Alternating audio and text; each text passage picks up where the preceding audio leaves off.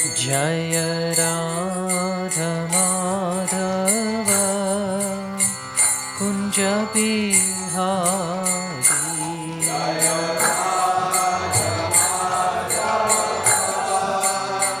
Kunja Bihari Gopi Jana Vallabha Girivaradhari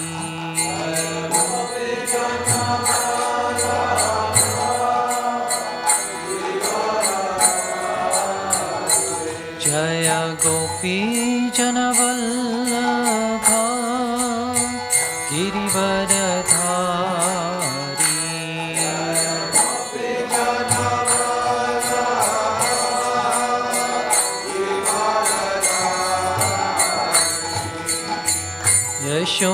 Yashodanandana Raja Jana Ranjana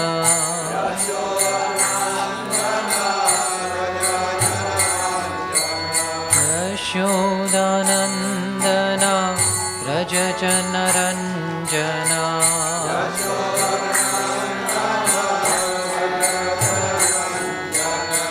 Yamuna Tira Vanachari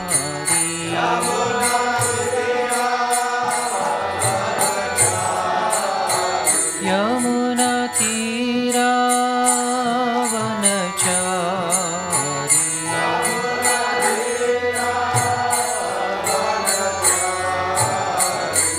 Jaya Radha Madhava Kunja Bihari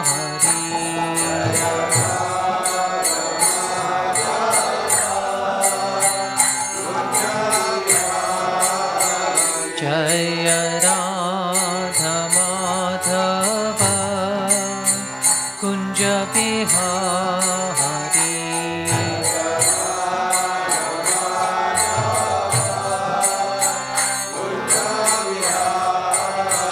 Jaya Gopi Jana Vallabha Girivaradhari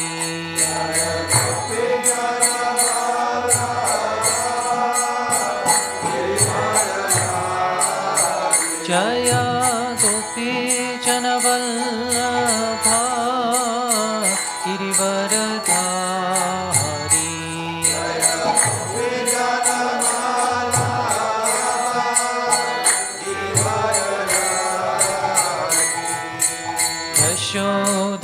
Yashodanandana Raja Jana Ranjana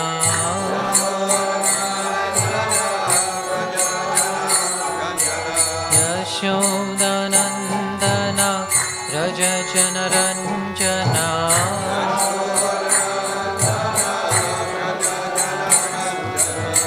Yamuna Tira Vanachari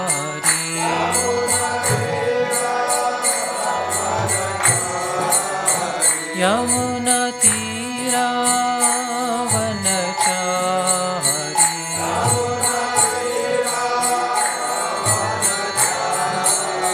Jaya Radha Madhava Kunja Bihari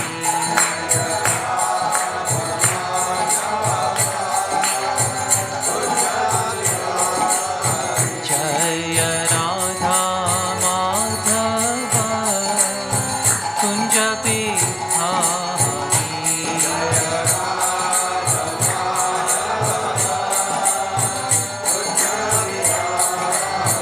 Hare Krishna Krishna Krishna Hare Hare Hare Rama Rama Rama Hare Hare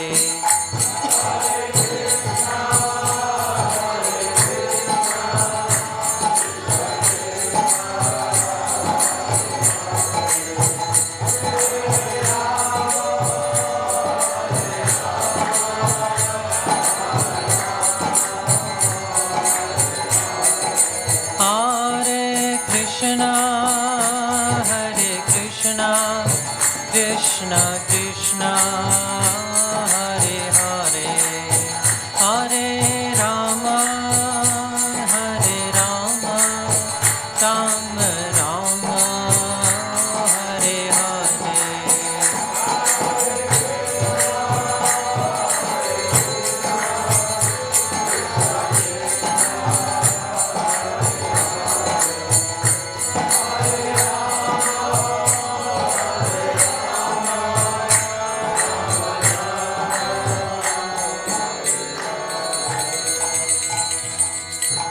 Shri Shri Radha Madhava ki, Shri Shri Radha Gokulananda ki, Jayam Vishnupad Paramahamsa Paravrajikacharya Ashtottara Sati Shri Srimad His Divine Grace A.C. Bhaktivedanta Swami Srila Prabhupada ki, Namacharya Srila Haridas Thakur ki, Prem se kaho Shri Krishna Chaitanya Prabhu Nityananda, Shri Advaita Gadadhara Srivasadi Gaura Bhakta Vrinda ki, Shri Shri Radha Krishna Gopa Gopinath Shama Kunda Radha Kundi Giri Govardhan ki, Shri Vrindavan Dhama ki, Mayapur Navadvip Dhama ki, Ganga Mai ki, Yamuna Mai ki, Bhakti Devi ki, Srimati Tulsi Maharani ki, Samaveta Bhakta Vrinda ki, Nitai Gaur Premanande.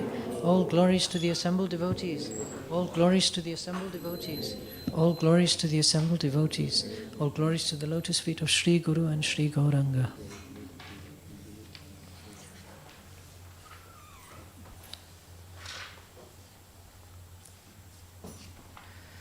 Jaya Jaya Shri Chaitanya Jaya Nityananda. Jaya Jaya Shri Chaitanya Jaya Nityananda. Jaya Dvaita Chandra Jaya Gaura Bhakta Vrinda. Jaya Dvaita Chandra Jaya Gaura Bhakta Vrinda. Jaya Jaya Shri Chaitanya Jaya Nityananda. Jaya Dvaita Chandra Jaya Gaura Bhakta Vrinda.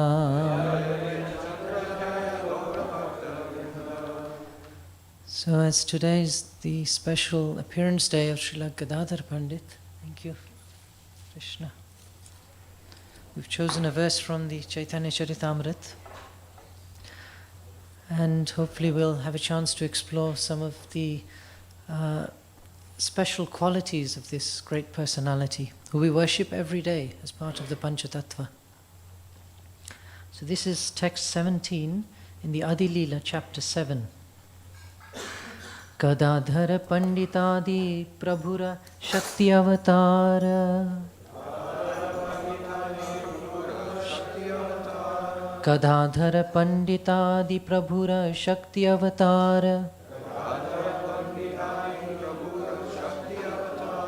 Antaranga Bhakta Kari Ganana Yahara. Antaranga Bhakti Kari Ganana Yahara. Gadadhar Panditadi Prabhura Shakti Avatara. Antaranga Bhakti Kari Bhakta Kari Ganana Yahara. Gadadhar Panditadi Prabhura Shakti Avatara. Antaranga Bhakta Kari Ganana Yahara.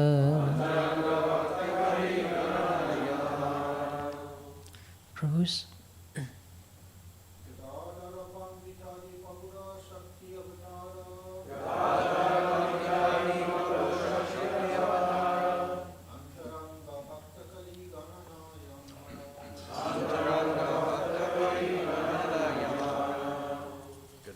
Panditadi Prabhura Shakti Avatara. Antaranga Bhakta Kori Ganana Yahara.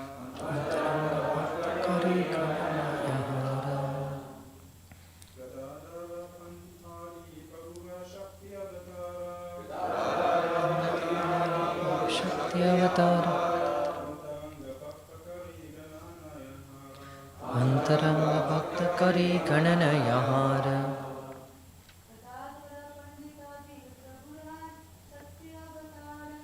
Gadadhar Panditadi Adi Prabhu Shakti Avatara Antaranga Bhakta Kari Gananayahara Gadadhar Pandit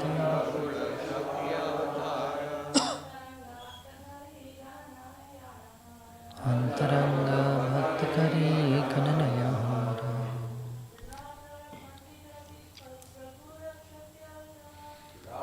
Gadadhar Pandit Adi Prabhu Shakti Avatara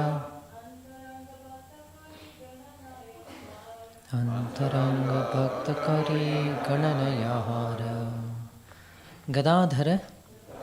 Gadadhar Pandit of the learned scholar Adi, headed by Prabhura of the Lord, Shakti, potency, Avatar, incarnation, Antaranga, very confidential, Bhakta, devotee, Kari, accepting, Ganana, counting, Nyahara, of whom. Translation by His Divine Grace Srila Prabhupada. The devotees headed by Gadadhar Pandit are to be considered incarnations of the internal potency of the Lord. They are confidential devotees engaged in the service of the Lord. Purport. In connection with verses 16 and 17, Sri Bhaktisiddhanta Saraswati Thakur explains in his Anubhasya there are specific symptoms by which the internal devotees and the unalloyed or pure devotees are to be known. All unalloyed devotees are Shakti Tattvas, or potencies of the Lord. Some of them are situated in conjugal love and others in filial affection, fraternity and servitude. Certainly all of them are devotees, but by making a comparative study, it is found that the devotees or potencies who are engaged in conjugal love are better situated than the others. Thus, devotees who are in a relationship with the Supreme Personality of Godhead in conjugal love are considered to be the most confidential devotees of Lord Sri Chaitanya Mahaprabhu. Those who engage in the service of Lord Nityananda Prabhu and Lord Advaita Prabhu generally have relationships of parental love, fraternity, servitude and neutrality. When such devotees develop great attachment for Sri Chaitanya Mahaprabhu, they too become situated within the intimate circle of devotees in conjugal love. This gradual development of devotional service is described by Sri Narottam Das Thakur as follows. Gauranga bolite habe pulaka sharira, Hari Hari bolite nayane bhabe nira, Ar kabe nitai chand karuna karibe, Samsara vasana mora kabe tuchya habe, Vishaya chadiya kabe shuddha habe mana, Kabe hamaheraba Shri Vrindavana, Rupa Raghunath pade haibe akuti, Kabe hama pujava Shri Yugala piriti. When will there be eruptions on my body as soon as I chant the name of Lord Chaitanya? And when will there be incessant torrents of tears as soon as I chant the holy names Hare Krishna? When will Lord Nityananda be merciful toward me and free me from all desires for material enjoyment? When will my mind be completely freed from all contamination of desires for material pleasure? Only at that time will it be possible for me to understand Vrindavan. Only if I become attached to the instructions given by the 6 Goswamis, headed by Rupa Goswami and Raghunath Das Goswami, will it be possible for me to understand the conjugal love of Radha and Krishna. By attachment to the devotional service of Lord Chaitanya Mahaprabhu, one immediately comes to the ecstatic position. When he develops his love for Nityananda Prabhu, he is freed from all attachment to the material world, and at that time he becomes eligible to understand the Lord's pastimes in Vrindavan. In that condition, when one develops his love for the 6 Goswamis, he can understand the conjugal love between Radha and Krishna. These are the different stages of a pure devotee's promotion to conjugal love, in the service of Radha and Krishna in an intimate relationship with Sri Chaitanya Mahaprabhu. Srila Prabhupada ki. So we know the Pancha Tattva.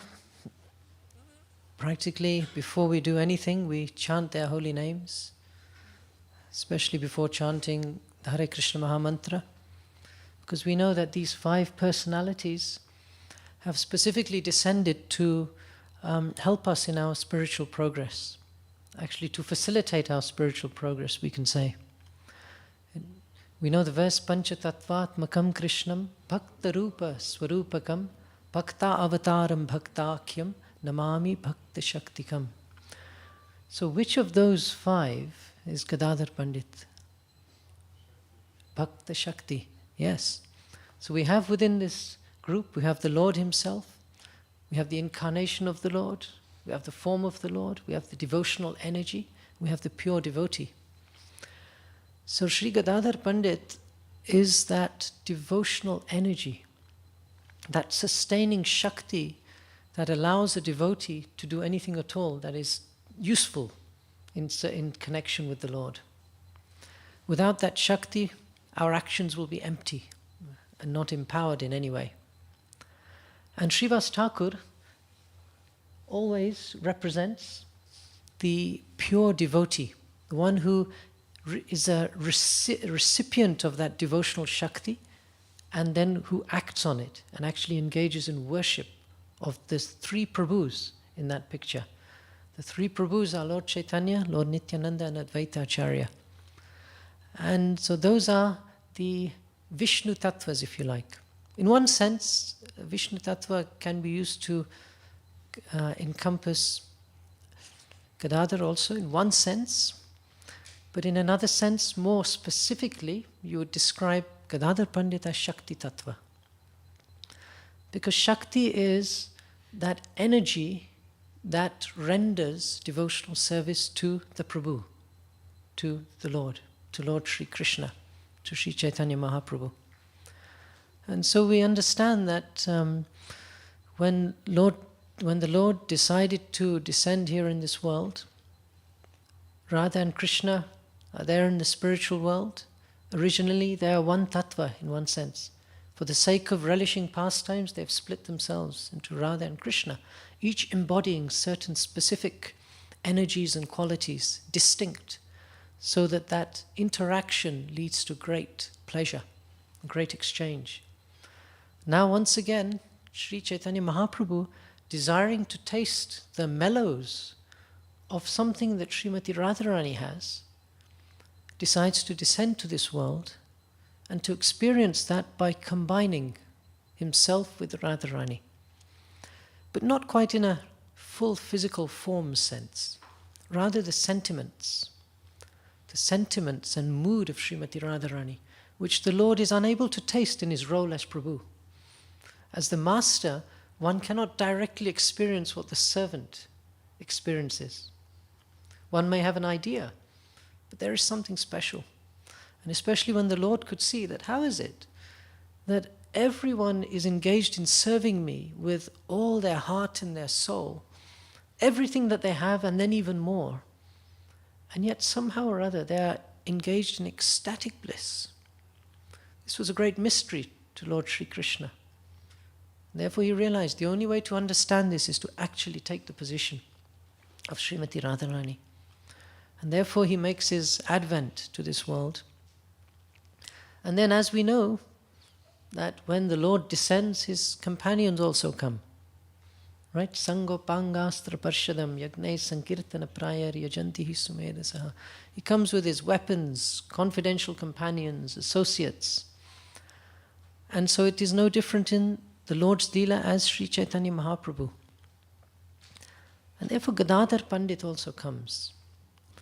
And he's that devotional energy. That is that Srimati Radharani embodies. She's the embodiment of that full devotional energy. So as we know in different places, the identity of Gadadhar Pandit is described in a few different ways. One way, he's a manifestation of Lalita Shakti, Lalita Devi, the Shakti of Lalita Devi. That is one one indication that's given to us. Another is that he's directly Srimati Radharani. And another is that when Sri Chaitanya Mahaprabhu absorbs the full mood of Srimati Radharani, there is a sort of a shadow mood left. And what is left behind when Lord Chaitanya adopts, when Krishna absorbs as much of Radharani's sentiment as he's able to, what's left is Gadadhar Pandit, who is still of that Shakti nature. Now, in his interactions and dealings, we see their connection was long-standing. They're both sons of Mishras. Their fathers are both called Mishra, surname, Jagannath Mishra, and Gadadhar's father is also Mishra. And they were very close together when they were young. They went to the same school together. But Lord Chaitanya was older than Gadadhar Pandit. And the two families were very close as well. Gadadhar Pandit's mother considered herself to be an assistant of Sachimata, considered herself to be a subordinate assistant to her. And so they were extremely close. Gadadhar Pandit was always very sincere, very, very, very devotional. And he embodied a mood of great servitude, almost in a spontaneous way as Lakshman did for Lord Ram.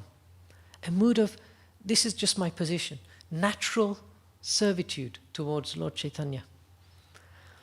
Now, of course, we know Lord Chaitanya is the Supreme Lord, and the Supreme Lord tends to behave in unexpected ways.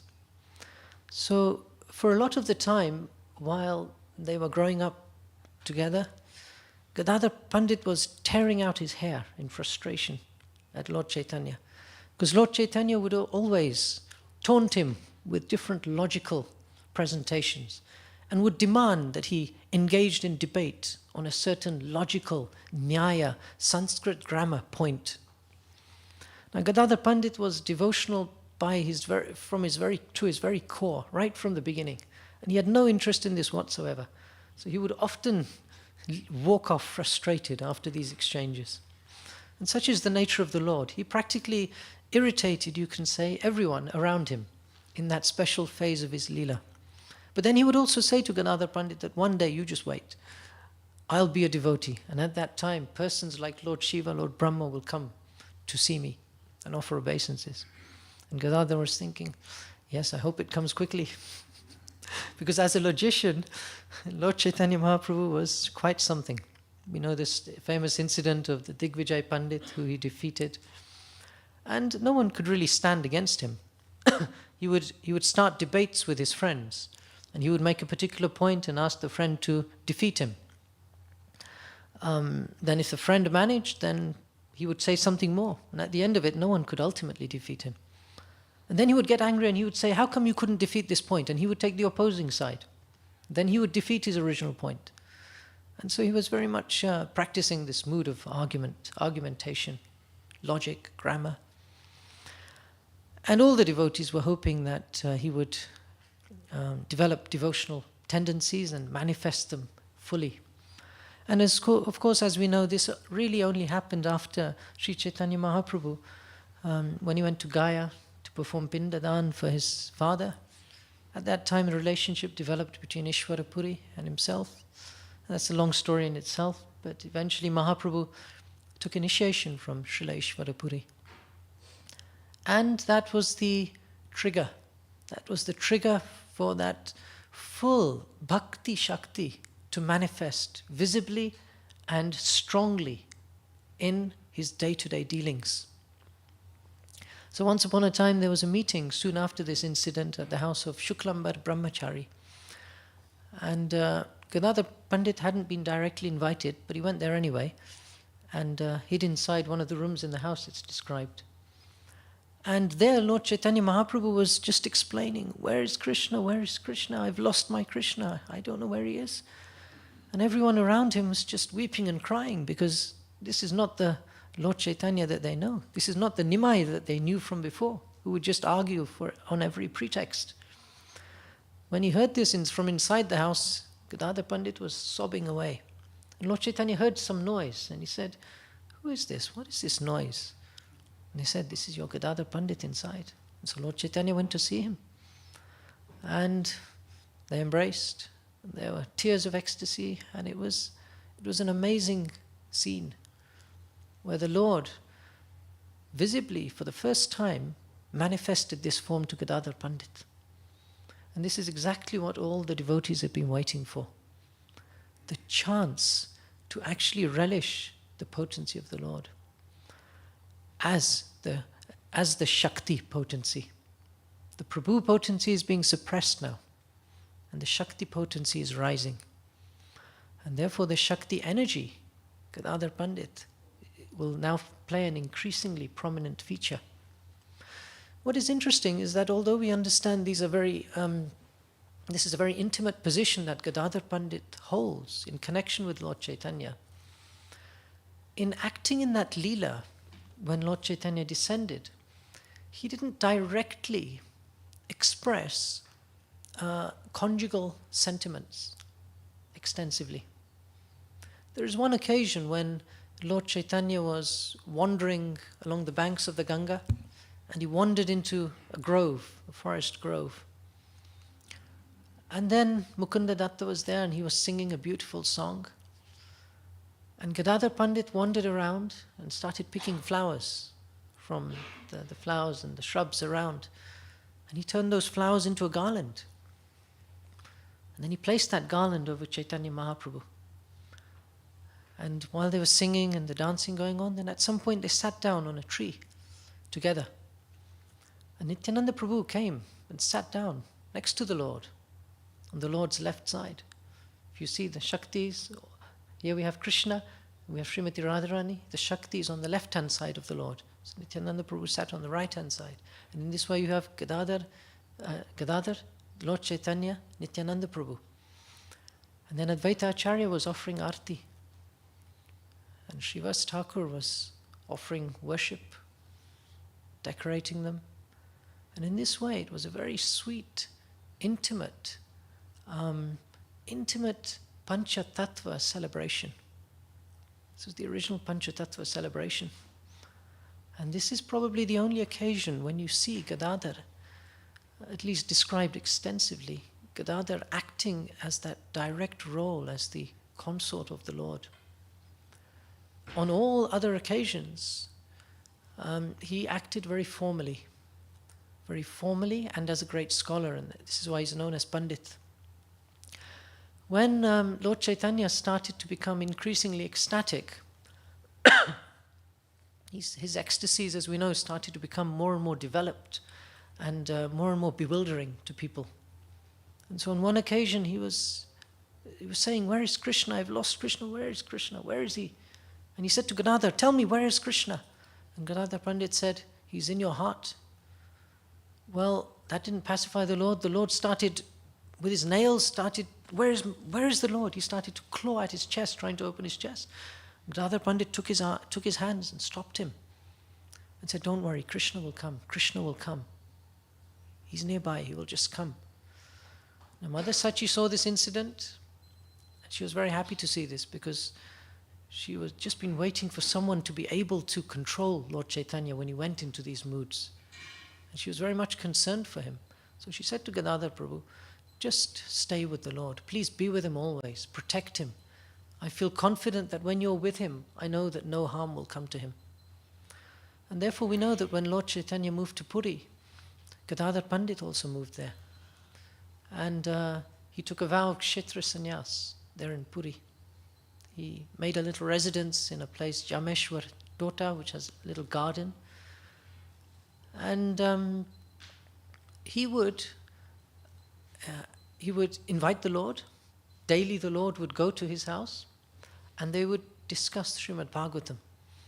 Lord Chaitanya would hear the Srimad Bhagavatam from Gadadhar Pandit, who was so expert in it. Gadadhar Pandit was a no-nonsense person. He wouldn't tolerate any pretense religion, any pretense expression of feelings towards the Lord when the internal substance wasn't there. Very strict, very sober, very solid. And therefore Lord Chaitanya heard from him with great, great attention. And he relished that. And of course many pastimes took place in that place. Once when they were on the beach, Lord Chaitanya asked Gadadhar Pandit to dig. He said, dig a hole here. Just indicated to a place. And a deity came out of that. That deity is of course the Tota Gopinath deity. And then that temple was created and that deity was installed. And the Lord gave Gadadhar Pandit the task of worshipping this deity. And he worshipped him to the max, if you like. He was one of the very few confidential companions of Lord Chaitanya. We know Swarup Damodar was secretary of the Lord, Gadadhar Pandit, and there are a number of others as well. They were very intimate, close associates of the Lord. And this deity is very interesting because he facilitated the worship of Gadadhar Pandit. And this deity is there. It's a very important place to visit if we can. And in this deity it is said that Lord Chaitanya entered when he disappeared from this world.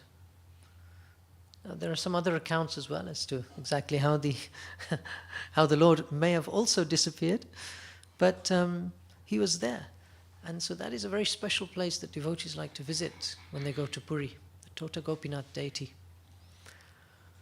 On one occasion though, despite his vow of Kshetra Sannyas and worshipping the deity, Gadadhar Pandit heard that the Lord was going to go to Vrindavan.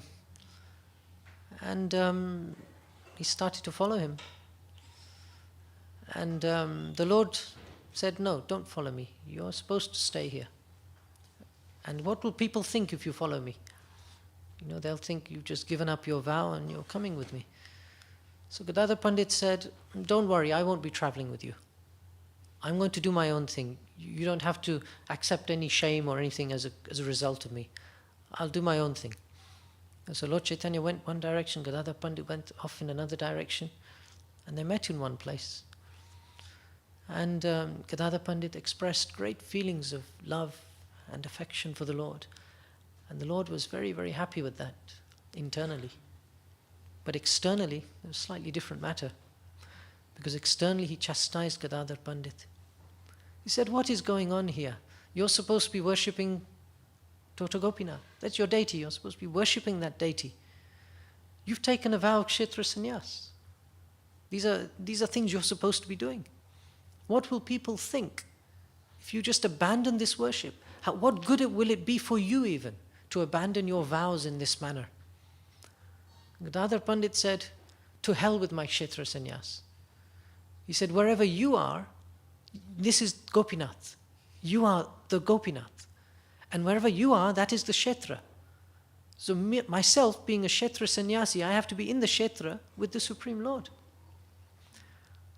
The Lord was quite strict. He was quite strict, and he just wandered off, walked off, not very happy at all.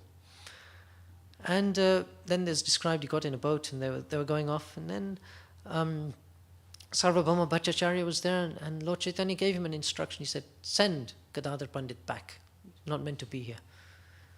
And of course Gadadhar Pandit had fainted at this time when he saw the Lord had gone off. But somehow he was revived. And then in great sadness, it's described, both of them went back to Puri. Now that particular trip of Lord Chaitanya's went in an interesting direction. And he was trying to go to Vrindavan, but somehow he ended up at Ramakeli, and then gave instructions to Rupa Sanatana Goswami. Somehow he didn't quite make it to Vrindavan because of all the crowds that were following him on this particular occasion. And so therefore, when he came back, he said one very interesting point. He said, Shri Shri Radha Gokulananda ki, Shri Shri Gauranitai ki, Shri Shri Sitaram Lakshman Hanuman ki. He said, actually my trip to Vrindavan wasn't successful on this occasion because I managed to upset Gadadhar Pandit. That was his realization.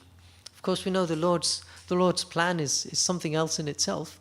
It is It's the Lord's plan. Nothing happens without His mercy, His special potency. And this is Gadadhar Pandit, a very, very secret and confidential person. He had a number of disciples himself, and his own initiation is quite an interesting story. Because there was a great devotee called Pundarik Vidyanidhi. And Pundarik Vidyanidhi was a very wealthy and very wealthy individual, but a great devotee. So in that sense, his devotion was covered, was not apparent to those who did not know him. So one day Mukunda Datta, who was very close to Gadadhar Pandit, took him there to see Pundarik Vidyanidhi. And when he got there, the scene somewhat disturbed Gadadhar Pandit. There was Pundarik Vidyanidhi lying on a very excellent bedstead. He was being fanned by servants, chewing betel nut, and it looked like quite a sense enjoyment scenario. And Gadadhar Pandit was somewhat concerned, you could say disturbed. Then Mukunda Datta started singing a famous song from the Srimad Bhagavatam, Aho Bakiyam Stanakala Kutam. And this is the famous song about how merciful Krishna is, that even for this witch Putana who smeared poison on her breast, Krishna delivered her and gave her that supreme destination of being the nurse in Vrindavan. Well, when he heard this, when Pundarik Vidyanidhi heard this beautiful song, he completely transformed. He got up and went into you could say, a fit of ecstasy. That excellent furniture that was around him, the glass paraphernalia, he started rummaging around, smashing it all. He started singing and dancing in great happiness, calling out the Lord's holy name.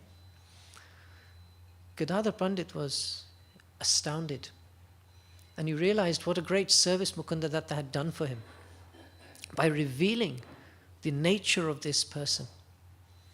This is quite instructive because often we may not understand the nature of a person. It is said it takes one to know one.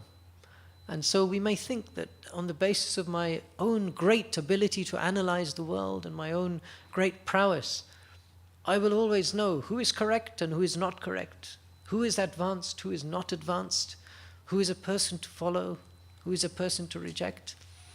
And the simple fact is that unless you're on a platform from which you can have an appreciation of that platform, we will never fully be able to understand someone on a very exalted position. And therefore, the association of the devotees protects us from making offenses, because they will advise us, this is a very exalted devotee. He may not look like anything to you that you consider to be a great devotee right now, but his heritage, his past CV in devotional service is something you should take note of. And so every single person who has been in devotional service rendered great service to the Lord typically won't conduct themselves in a way that everyone sees that they are great. Rather, the devotee keeps all of their advancement completely secret. And they exhibit that quality, that skill, that potency as and when required for service. But they have no need or desire to express it.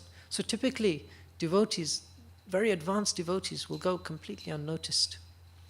But when the Lord wishes to engage them, they will be engaged. And their potency will come out in a way that will be unbelievable. They can do amazing things. So the protection of the devotees, the Sangha of the devotees, can help us see through our conditioning. And that conditioning has been accrued over lifetimes. And the idea is that over not too many more lifetimes, that conditioning should disappear. So therefore we should take help from whichever source from which it comes. All the senior devotees, all those general devotees who are our friends and companions, and all the junior devotees also. As Rupa Goswami explains, you can always assess yourself in these three ways. There's always someone senior to you. And never will there be a time when we should say that no one is senior to me. When that time comes, we have a problem. Something's missing. Lord Chaitanya constantly took advice from so many persons. He would consult his companions, ask Gadadhar Pandit, what should I do? Ask Swarup Damodar, what do you think? Ask Nityananda Prabhu, what shall I do? He asked Sachimata, how can I please you? And that's when she said, stay here in Puri so I can get news about you. The Lord considers him subservient to his devotees. Sadhavo hridayam mahiyam sadhunam hridayam tvaham madanyatena jananti naham tebhyo managapi. I live in the hearts of my devotees, and in my heart there is nothing but my devotees. So he doesn't have an existence that's separate from his devotees. It's a combined existence. And that is the full picture of the supreme flame and all its parts and parcels, the sparks. And that analogy that we use regularly. And so, in this incident with Pundarik Vidyanidhi and Gadadhar Pandit, when he realized he'd made a mistake, as part of this Leela, he then said, okay, the way to rectify myself is that I should surrender to him. Tad vidhi pranipatena pariprashnena sevaya. Upadikshanti te jnanam jnaninas tattva darshana. I should surrender to him. I should offer my obeisances and I should accept initiation from him. And so he did. He accepted initiation from him. And Pundarik Vidyanidhi, of course, was extremely happy, and he said, certainly I'm prepared to offer initiation. In fact, he said, the presence of this great soul is a great ornament for me. It's not that so much I think I'm giving him initiation myself. It's that his presence, his great mercy that he's showing in becoming a disciple is great. And this was the same sentiment held by Ishwara Puri. Ishwara Puri, as a disciple of Madhavendra Puri, to have Lord Chaitanya as his disciple was an emblem, was an ornament, was like a jewel that's present in the family.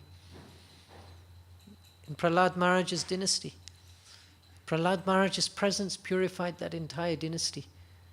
The presence of a great devotee, whether it comes, you see, at the top of the chain or in a senior capacity or in a junior capacity, has the potency to purify that entire lineage. Make that vamsha successful, make that line successful. And so Pundarik Vidyanidhi also initiated him again later at another point, second time. But he was a great source of advice and support for Gadadhar Pandit. Now Gadadhar Pandit, he appeared on the new moon, when there is no moon basically. Lord Chaitanya appeared on the Purnima, when the moon is fully there. And today's Amavasya, I hope. That's the day. And so it reveals that he's actually a very secret personality. It said he also passed away on the same Amavasya. He's a very secret personality. We cannot fully understand him. We shouldn't fully try to understand him either, because that devotional potency, that Shakti that empowers all devotees is his property, is the ultimate property of Srimati Radharani. And anything that we do, anything that we offer to the Lord, we have to understand is infused with that Shakti. Otherwise it is an empty act. Unless that Bhakti Shakti flows through us in any attempt that we attempt to render service, that service may be service at best, but may not necessarily be devotional service. The way for the Lord to be happy is when his pleasure-giving potency is reunited with him. And if we declare to the Lord, dear Lord, I'm nothing great, I have no qualities myself, no real capability to please you, we attempt to please the Lord by attempting to please his servants. And if in our mind the consciousness is there, that in whatever service we are asked to perform, however great it may be, that we consider ourselves a conduit for that devotional Shakti that Gadadhar Pandit represents, then the circuit is complete. The electrical circuit analogy is very good. If you have a light bulb and a power station and you have cables, we should consider ourselves to be like the cables. And the light bulb can be the result of our efforts. If anyone thinks, I'm a mighty fine cable, I can do so much, look how many strands I have, look at my wattage rating, look how good I am, look at my quality of my insulation. What's going to happen? Nothing. Dead circuit. Light's not going to come on. Only if that cable is capable and has low resistance to the energy supplied by the Lord, if we don't impede the flow of that Shakti, which is actually our task. Sometimes we think we are growing in spiritual life and becoming more and more competent. Actually, what's becoming the case is that we are becoming less and less resistant to the flow of the Lord's energy. That's an interesting way to look at it. That our nature is that we are natural servants of the Lord by a constitutional position. That's our natural position. And serving the Lord is actually it's our birthright, if you like. It's the essence of our being. But as a result of our subtle body, our anarthas, we've covered ourselves with layers and layers that keep us here in this material world. So as we start to chip away those, we become more and more transparent. Our resistance to the Lord's service decreases, and then the flow of the Bhakti Shakti takes place. And then that is the natural, harmonious position. So we can pray to Gadadhar Pandit today that just as you have, with great expertise, explained to Lord Chaitanya himself the essence of the Srimad Bhagavatam, the detailed narrations of the Lord's glories in the Bhagavatam, demonstrated through your own behavior, the actual mode of worship of the Lord, please allow us to receive some of that energy. And please help us to overcome those impediments that are actually stopping that flow or impeding it. Shri Gadadhar Pandit ki. Does anyone have any questions, or would you like to add something? Yes, Prabhuji?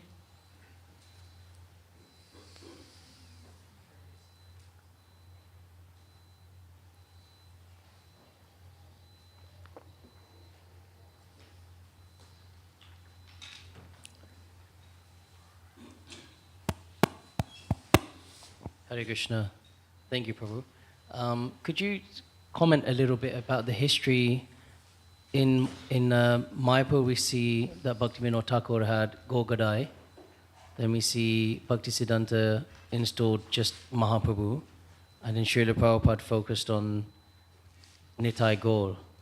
So in one sense, I think I understand, but it'd be good for you to elaborate on that. Yes, that's very interesting. This scene that I described is the basis for the Gaur Gadadhar worship. You know, the scene with Mahaprabhu, Lord Gadadhar Pandit next to him being worshipped by the Shaktis, if you like. That is the position that Srila Bhaktivinoda Thakur relates himself in. That he's serving the ultimate divine couple who have manifested here as Lord Sri Krishna and Gadadhar Pandit. And yes, Srila Bhaktisiddhanta Saraswati focused on the worship of Lord Chaitanya, but also Lord Nityananda. Because in his teachings, in his expressions, in his discussions, very much it is the case that without the worship of Lord Nityananda, one cannot get the worship of Krishna. In fact, Gadadhar Pandit would not even listen to anyone or tolerate anyone if they did not offer respect to Lord Nityananda. That was his prerequisite. So as we know that the acharyas have progressively created a system whereby we can access that whole scene despite becoming increasingly disqualified as every generation proceeds. So for us, there's no hope of actually being able to really even approach Gadadhar Pandit unless we get the mercy of Nityananda Prabhu. In one sense, Gadadhar Pandit is the guru who teaches. No, Lord Nityananda actually is the manifestation of that Guru Tattva. And we know the spiritual masters act in that capacity, being empowered by Lord Nityananda. So what is recommended for people in general may be a little different to the mode of worship of an exalted individual who is relishing the Leela of the Lord on a special platform. There will be an intensity, maybe even a spontaneity, maybe even a raganuga or a bhava flavor in the type of worship that a very advanced devotee does. But the general recommendation for devotees will always be on the sadhana platform, specifically on a Vaidhi sadhana platform. And so that requires an attachment and a formal, focused, systematic process of worship, which very much depends upon getting the mercy of Lord Nityananda. Some thoughts? Yes, Prabhuji.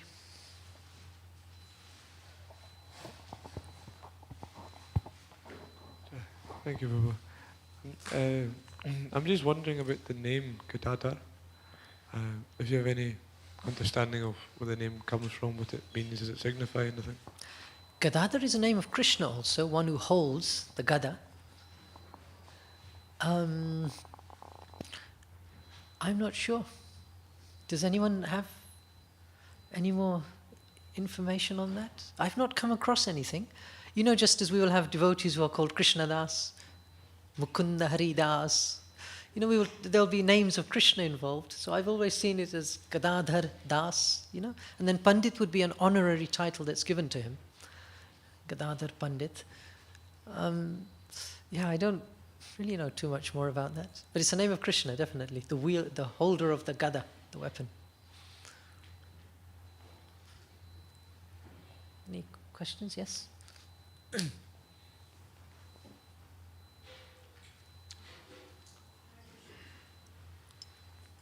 Hare Krishna. My question is, so how do we access this Shakti? You kind of explained it's through Nityananda Prabhu. Does it have a link to the acharyas, or, you know, emphasizing this mood of desperation, where you really cry for the Lord's mercy and also to receive love of God? So can you expand on that a little bit more, please? Yes, that is a feature of it, the level to which we are desperate for it. As we know, Utsahan, Nishchaya, Dhairyat, Rupa Goswami explains eagerness, Lolyam. What is that greed that we have for the Lord's service? To what extent are we greedy? It's one level of approach that I like the Lord and I want to serve Him. And whenever I've got time, I'll serve Him. That's nice. It's nice. Nothing wrong with that at all. If the world did that, the world would be a better place. But there's another stage that's possible beyond that too, which is that my Lord is the Lord and Master. I desperately, intensely need to serve Him, without which my life will not be complete. And that conviction will only come when we're in the association of other devotees who have a similar conviction. When Srila Prabhupada came, that's the conviction he brought with him. Left Radha Damodar temple, comfortable situation for him, age 70, came to the West in a situation which is kind of diametrically opposite, devotionally speaking. He underwent such deep difficulties because he knew, in the mood of Prahlad Maharaj, that I wish that all these fools and rascals would surrender at the lotus feet of the Lord's lotus feet, because that's the only way that they will become happy. Tadvirya gayana mahamrita magna chitta shochet tato vimukha chetas indriyartha maya sukhaya bharam udvahato vimudhan. This is what Prahlad Maharaj says. All these poor fools are engaged in bharam, a great burden. Yes, a great ugra karma, a great heavy burden of trying to extract little juice from the material energy. But I know that the only way that they can be happy is if they take shelter at your lotus feet. So Prabhupada, having embodied this mood, brought with him first those two things, that intense conviction that Krishna, you are the only worthwhile pursuit in this world. That's quite different to a typical preacher or a saint or a sadhu who encourages everyone to serve Krishna. It's quite a different emphasis. It is an all-encompassing point of view, which again is very much expressed by Prahlad Maharaj when he says, Kaumaram acharet pragyo, right from the tender age of childhood. Before you can do anything useful materially, one should be worshipping Krishna. It is an all-encompassing absorption in the power and service of the Lord. And so when that intensity is there, if by some chance that starts to manifest in our heart, it sometimes takes a little period of time. We meet enough devotees who we start to feel have a little of this quality in their lives. And we see that in the sacrifices they make. We develop that as well. I want to taste that. I want to taste whatever it is that this person is getting from Krishna. And that causes our greed for Krishna to develop. It naturally means that we start to see Krishna as more important than other considerations in our life. And that means we definitely follow the recommended process, which is our gurus, the Goswamis, Lord Chaitanya. Lord Chaitanya is a guru in one sense. Lord Nityananda is a guru. But he specifically empowered his Goswamis to be the direct teachers for the rest of the world. He instructed Rupa Sanatan Goswamis to write books. And he instructed them to teach, to erect temples, to engage in deep sadhana. And they did that. Therefore, in the Gaudiya Vaishnav line, we have such an exalted lineage. Just on the altar you can see Jagannath Das Babaji, Bhaktivedanta Thakur, Gaur Kishore Das Babaji, Srila Bhaktisiddhanta Saraswati, Srila Prabhupada. These are just the immediate 5 that we can access. And today we've just heard about some other great persons, Srila Ishvara Puri, Mukunda Datta, Pundarik Vidyanidhi. These are all great persons. And as we have access to their writings, their information, we're safe if we actually just take all of that from Srila Prabhupada's purports. Because just as in today's purport, he explains that in that condition, after one is freed from attachment to the material world, when one develops his love for the 6 Goswamis, he can understand the conjugal love between Radha and Krishna. This is the recommended process for us. If we develop love, this is interesting. It's a rare time when I've seen Prabhupada write love for the 6 Goswamis. Normally it's a case of serving the 6 Goswamis, following in their footsteps, carrying out their instructions. When we develop love for the 6 Goswamis, we can understand the conjugal love between Radha and Krishna. Now, how rare and exalted is that conjugal love? When you go to places in Vrindavan, you'll see places where pastimes took place, like Prem Sarovar and others. And these are exalted places where great activities, devotional activities have taken place, which we cannot even actually fathom how we are qualified for them. It is something which is a matter of great privilege. So if Srila Prabhupada says that by understanding the love for the 6 Goswamis, we can access that love, we should very much do that. Right? Well, what are the sources that we will gain spiritual potency from? Devotees around us, and they will gain potency from the Goswamis.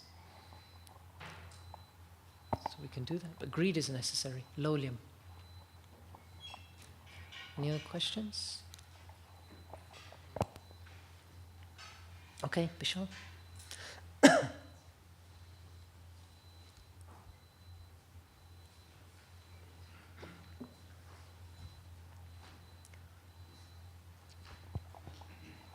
Hare Krishna, Prabhu. Thank you for the very deep class.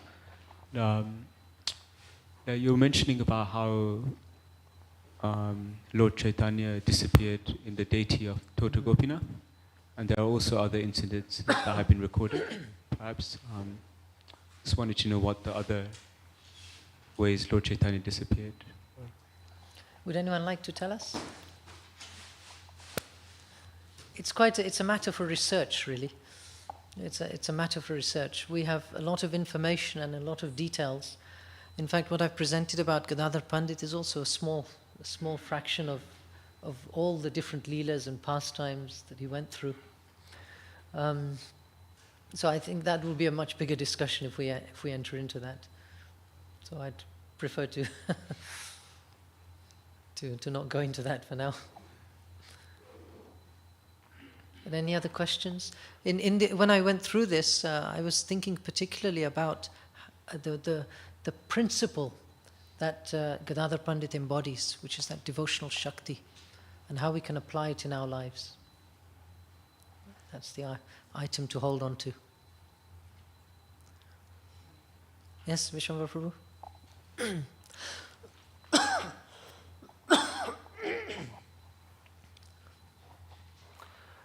It's not a question, I just wanted to thank you. I was listening to the class at home, and it really touched my heart, so I had to come here to say a few words. I know we shouldn't be glorifying a devotee in front of the deities, but Shruti Dharma Prabhu, once he called me in his room. I was asking him, who is this boy that serving you? You were new at that time. I'm still new. And he said he's my assistant and he's very intelligent, he's a special boy, and you will see. And I wanted to thank you for giving a nice explanation on Gadadhar Pandit. I just wanted to offer a few words of encouragement to you. Carry on preaching, and you inspire me a lot. I just wanted to say it publicly. Hare Krishna. Krishna. Thank you. Thank you. The words of the devotees have great encouragement, power. Thank you.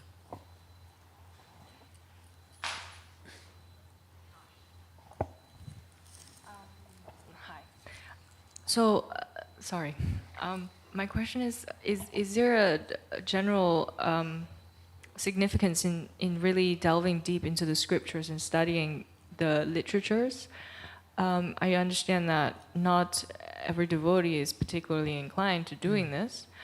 However, when we say the six Goswamis, what really comes to mind is through their literatures. So would it be a necessity that to access, to develop love for the Goswamis, you need to go into studying? And what do you get through your experience from, really studying the scriptures? Yes, it is indeed necessary to study the scriptures, because Krishna says something, in this Chaitanya Charitamrita, it was a very interesting verse. Maya mukdha jivera nahi swata Krishna jnana, jivera kripaya koilo Krishna Veda Purana. Maya mukdha jiva, the living entity who is covered with Maya, Maya mukdha jivera nahi swata Krishna jnana. On his own, he cannot just understand knowledge about Krishna. A person in the deepest ignorance won't spontaneously wake up one morning and know all about Krishna. But then he says, Jivera kripaya koilo, in order to have mercy upon the jivas, Krishna Veda Purana. Krishna has manifested the Vedas and the Puranas just to bestow his mercy upon people who are otherwise completely never going to get it. They'll never get it. Because this world is a place where we come here to enjoy. We come here to enjoy the material nature. We come here to exploit the material nature. And everyone is looking for a different flavor of satisfaction that comes from contact of the sense objects. So the scriptures are meant for that purpose. We also understand that from the Srimad Bhagavatam, that Krishna swadham upagate dharma jnana dibisaha kalo nashta drisham esha purana arko dunoditaha. Now that Krishna has gone to his own abode, taking with him religiosity, knowledge, and everything that goes with the devotional mood, everyone is left in darkness. But for the age of Kali, something special has happened. This Purana has been revealed. And it is Arka, it is like the sun. The Srimad Bhagavatam is like the sun which is giving light to the people in this dark age of Kali. That is the purpose of this book. So if we actually want to progress devotionally, as Prabhupada said many times, we have to come out of the darkness and into the light. In fact, if you next get a chance, read the strapline on the Back to Godhead magazine. It's a very nice line. Krishna, how does it go in? Yeah, in the Sanskrit.